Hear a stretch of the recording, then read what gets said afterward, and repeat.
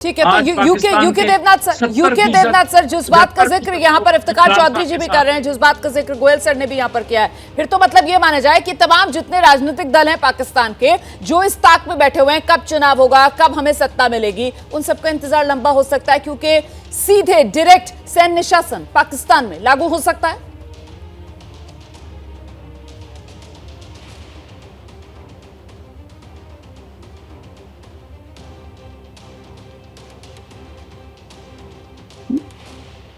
रोमाना, पाकिस्तान में आमतौर पे जब जब भी अस्थिरता आई है, ये देखा गया है कि आर्मी और आईएसआई अपने को या तो पावर में ले आते हैं या उनकी डिप्लोमेसी में ज्यादा बैकडोर से हस्तक्षेप करना शुरू कर देते हैं। लेकिन इस बार एक चीज तो हुई है कि जनरल बाजवा, पाकिस्तान की आर्मी चीफ ने इस बार 2 बार फॉर्मल फोरम पे डिक्लेयर किया है कि वह पाकिस्तान की आर्मी को पाकिस्तान की इंटरनल डिप्लोमेसी से बाहर रखेंगे। लेकिन इसमें कोई शक नहीं है कि पाकिस्तान की आर्मी का फ्रीडम ऐप से सीखकर क्या आप रेशम के धागे के गहने बनाते हैं, तो आप अपने रेशम के धागे के गहनों को 1 करोड़ फ्रीडम ऐप के जो ग्राहक हैं उन्हें बिना किसी खर्चे के आप उसे बेच सकते हैं। वहां पर बहुत दबदबा है, और जहां तक सऊदी है, यूएई है, चाइना है, वो मेरे ख्याल से पाकिस्तान की प्राइम मिनिस्टर के बजाय पाकिस्तान की आर्मी चीफ का ज्यादा सुनते हैं। आईएमएफ की भी जब टीम आई थी, ये चिंता की बात है कि जब आईएमएफ की टीम नेगोशिएशन के लिए पिछले हफ्ते पाकिस्तान में आई थी, तो उन्होंने पाकिस्तान के आर्मी ऑफिसर्स से भी मुलाकात की, जो कि एक डेमोक्रेसी के लिए हेल्दी चीज नहीं है। मैं इंडिया में हूँ, मैं खुद फौज में था, लेकिन मैं चाहता हूँ कि पाकिस्तान में डेमोक्रेसी पनपे।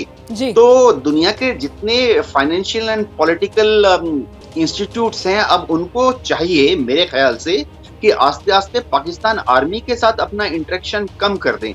आज की तारीख में पाकिस्तान को हिंदुस्तान की तरफ देखना चाहिए।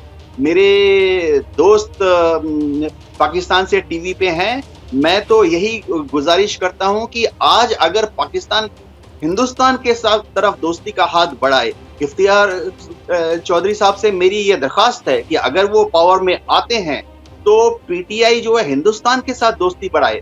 आज पाकिस्तान अगर अफगानिस्तान और हिंदुस्तान के बीच का रोड खोल दे, तो आज पाकिस्तान की जीडीपी, मैं कहता हूँ, बिना कुछ किए हुए 2% बढ़ जाए। लेकिन ये जो बात आप कह रहे हैं सर, इसको सुनकर मुझे वो कहावत याद आती है, वो मुहावरा याद आता है कि साहब भैंस के सामने बीन बजाने से कोई फायदा नहीं है। मुझे लगता है जरा चौधरी साहब के पास एक बार फिर से रुख करते हैं और चौधरी साहब से समझने की कोशिश करते हैं। तो चौधरी साहब, फिर ये क्यों ना कहा जाए सर कि जिस तरीके के हालात पाकिस्तान में बने हुए हैं, खुद ही पाकिस्तान की फौज को बाकायदा तश्तरी में रखकर जो पाकिस्तान के नेता हैं अपनी नाकामी की वजह से सत्ता सेना को सौंप रहे हैं।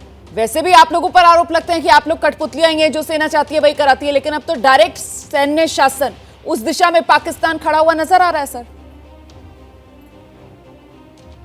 अच्छा, मैंने जो अब थम्स अप किया था, इसलिए किया था कि अच्छी बात वहां से आई, लेकिन इस बात को तो मैं बिल्कुल इसकी मजम्मत करता हूँ। बहस होंगे आप, हम तो अल्लाह के फजल करम से एक ऐसी कौम है जो हजारों दुश्मनों के सामने खड़े हुए हैं और डट के खड़े हुए हैं। आज अगर हमारे हालात खराब हैं तो कई मुल्क उसमें शामिल हैं। इसमें मैं कहूँगा कि इंडिया भी इसमें शामिल है पाकिस्तान के हालात को खराब करने में। पाकिस्तान के साथ जब वो चल रहा था इमरान खान के खिलाफ, तो आप जनाब अली उस वक्त आर्मी का साथ दे रहे थे। आप जनाब जनरल बख्शी साहब और आपके मेजर गुरवाइया और आप लोग खुद अपने प्रोग्रामों में कह रहे थे कि इमरान खान को जाना चाहिए, इमरान खान गलत है। अब इमरान खान जब चला गया है तो जनाब आप आर्मी के पीछे पड़ गए। मैं बात किया करें, कम से कम ये मिस्टर जान ने जिस तरह कहा कि वो प्रोफेसर जान ने असेंबली में कहा कि पूरे देश का जो कुछ भी है आप पाकिस्तान के खिलाफ इस्तेमाल करते हैं, आप अपनी गुर्बत को अपने खिलाफ नहीं। और उन्होंने खास तौर पे अमित शाह और मोदी के होते हुए कहा कि बाहर में क्या कुछ हो रहा है, दिक्कत ये है कि आप लोग अपनी समस्या को समझना ही नहीं चाहते सर। आप लोग अपनी समस्या को समझना ही नहीं चाहते हैं। और सर आप बुरा मान गए सर उस कहावत का जो मैंने अभी आपके सामने रखी थी कि साहब भैंस के सामने बीन बजाने वाला हाल है सर। एक और कहावत भी हमारे यहाँ है सर, एक और बड़ा अहम मंत्र और सूत्र मैं आपको दे रही हूं जो हम हिंदुस्तान में कहते हैं कि साहब समस्या के हल के लिए जरूरत इस बात की है कि समस्या को समझा जाए। जब आप समझ जाते हैं कि समस्या क्या है तो मतलब आप समाधान की तरफ पहला कदम बढ़ा देते हैं। और आप लोगों के साथ दिक्कत यह है गोयल सर कि समस्या क्या है उसी को समझना नहीं चाहते हैं, सच का सामना ही नहीं करना चाहते हैं, तो फिर समाधान कहां से ढूंढेंगे गोयल सर? देखिए समाना, मैं इस मामले में ज्यादा नहीं बोलना चाहता हूँ। और हमारा दुश्मन नंबर चौधरी साहब जरा सा सुन लीजिए प्लीज। जी गोयल सर आइए। मैं खाली ये कह रहा हूँ कि जरूरत इस टाइम पर यह है कि पाकिस्तान की समस्या को समझा जाए, पाकिस्तान अपनी समस्या को समझे। मैं एक चीज जरूर कहना चाहूंगा, हिंदुस्तान के हक में नहीं है कि हमारे बॉर्डर पर एक मुल्क ऐसा हो जहां पर दंगा फसाद हो, चाहे आर्थिक हालात हो, किसी भी वजह से हो, वहां पर हमको भी शांति चाहिए।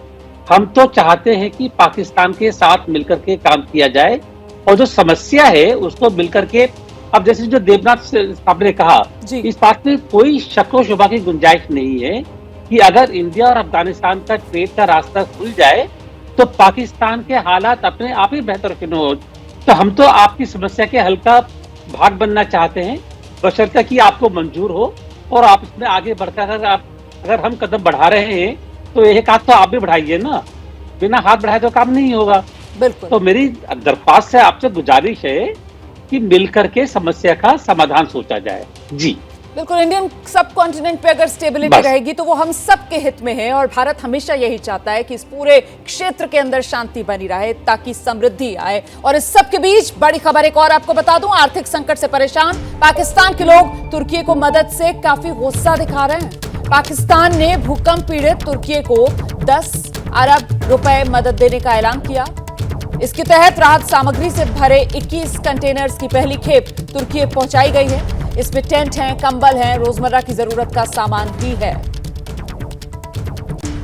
देखिए बिल्कुल एम्बेरसमेंट है, मेरे नहीं ख्याल कि अच्छा जेस्चर किया है पाकिस्तान की तरफ से। बेसिकली यहाँ पर अगर अच्छा लीडर होता जैसे इमरान खान है तो एक अच्छा जेस्चर जाता तुर्की के लिए भी।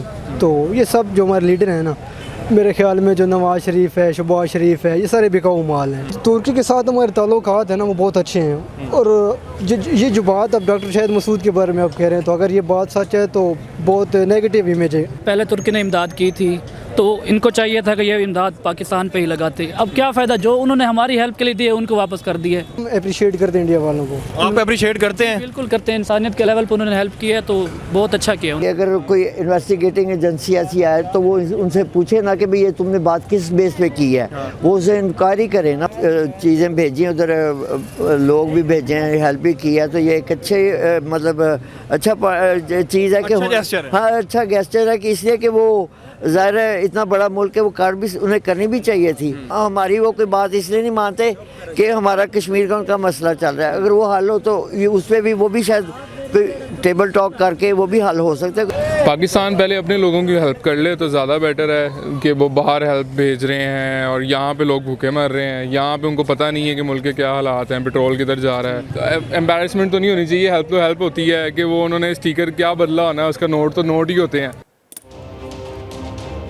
हम सीधे रुक करेंगे, खास मेहमानों का पैनल हमारे साथ लगातार बना हुआ है। इफ्तिखार चौधरी साहब का ही मैं रुक करती हूँ, पीटीआई के नेता हैं, पाकिस्तान से हमारे साथ जुड़े। इफ्तिखार चौधरी साहब, इस बात से कतई इनकार नहीं कि वाकई में तुर्की के साथ जो हुआ है उसने पूरी दुनिया को हिला कर रख दिया है, जिससे जो मदद बन पड़ रही है वो कर रहा है। लेकिन पाकिस्तान जब इस तरीके से अरबों रुपए की मदद तुर्की भेजता है तो फिर पाकिस्तान का आम आदमी खुद को सर ठगा हुआ महसूस कर रहा है। और वैसे भी इंग्लिश में कहावत है सर, आज कहावत पे कहावत मैं आपके सामने रख रही हूँ, हालांकि आपको मेरी पहली कहावत बुरी भी लग गई सर। वो चैरिटी बिगिंस एट होम कहा जाता है सर। जी जी जी। पाकिस्तान के बारे में ये बात की मशहूर है और हम लोग हमारा आपके पास जब ऑक्सीजन की कमी हुई तो कोविड में हमने आपकी तरफ रवाना की, आप बल्कि कश्मीरियों को मार रहे थे उन्हीं दिनों में, तो आपको हमने भी मदद की।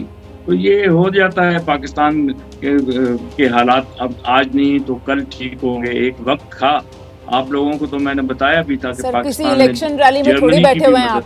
अभी तो आपके यहाँ चुनाव की तारीखों का ऐलान भी नहीं हुआ है। आप यहाँ पर बैठकर सर चुनावी तकरीर के तौर पर सर आग उगलने लगे सर। अब बताइए आप कश्मीर को लेकर, कश्मीर के लोगों को लेकर सर कितनी लूज टॉक आप कर रहे हैं सर।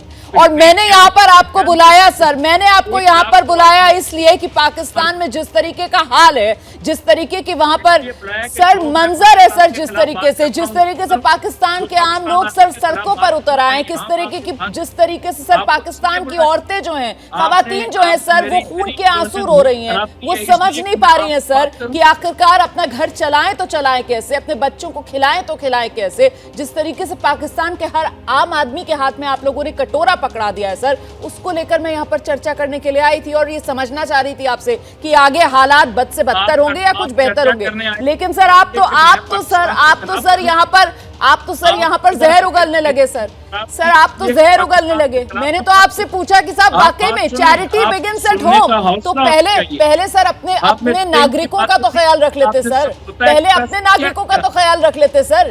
ये गुस्सा आपके लोगों में, इफ्तिखार चौधरी साहब, कि पाकिस्तान के लोग भूखे हैं और दिखावे के लिए आप लोग तुर्की में मदद भेज रहे हैं, दिखावे के लिए तुर्की में आप लोग मदद भेज रहे हैं। पाकिस्तान के अपने लोग भूखे हैं सर।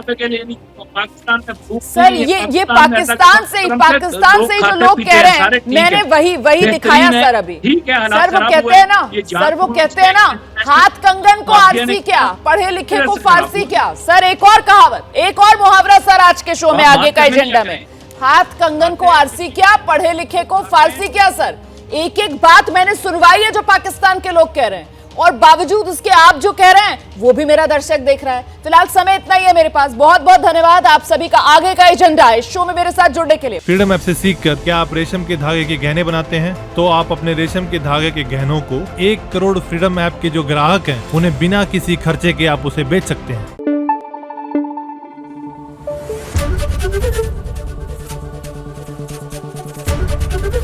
ABP न्यूज आपको रखे आगे।